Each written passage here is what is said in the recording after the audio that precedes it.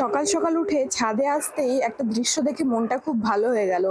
এই যে দেখুন, গরু বাছুরগুলো চড়ে বেড়াচ্ছে। আজকাল তো আর সেই ছোটবেলার মতো আশেপাশে পশু পাখি এসব দেখাই যায় না সচরাচর। মাঠঘাটি বা কোথায়, বন জঙ্গলই বা কোথায়।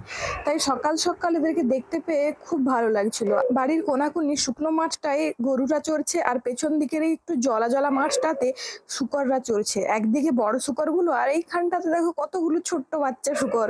আর এই শুকর আর গরু দেখে আমার দুটো কুকুর বাড়ি মাথায় তুলেছে চিৎকার করে।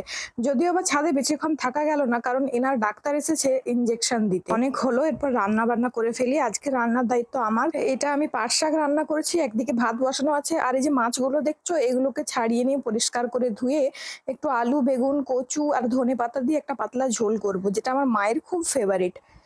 তো মাছগুলোকে হালকা করে দেখো ভেজেও নিয়েছি, ভাজা হয়ে গেছে। এরপর সবজিগুলো একটু তেলে নেড়ে রেখে দিয়েছি। এরপরে পেঁয়াজটার ওপরে টমেটো দিয়ে এটা একটু নরম হয়ে যাক টমেটোটা, তারপরে বাকি ভাজা সবজিগুলো দিয়ে মশলা দিয়ে নেড়ে চেড়ে ব্যাস। এই ঝোলটা আর পাট শাকটা আমার মায়ের আবার খুব ফেভারিট। আর সাথে অল্প করে একটু ঢ্যাঁড়স ভাজাও করে নিয়েছি। চাটনি করবো ভাবছিলাম, কিন্তু আম পেলাম না।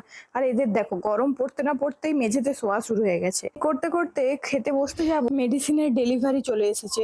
তো মেডিসিনগুলো ডেলিভারি নিয়ে খেয়ে দিয়ে একটু রেস্ট নিলাম, কিন্তু বিকেলবেলা একটু রেস্ট নিয়ে ওঠার পরে মনটা কেমন মোমো মোমো করেছিল।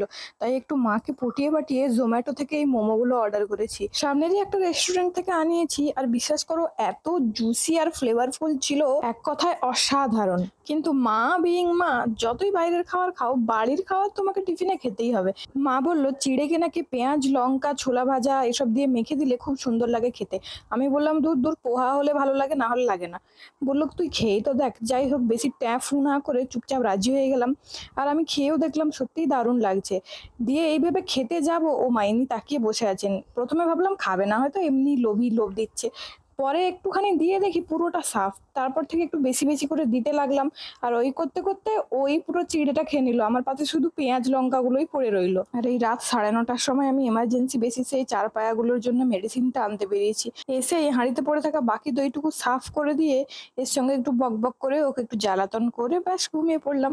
আজকের মতো এখানেই ভ্লগটা শেষ করছি। আবার পরবর্তী ভ্লগে দেখা হবে।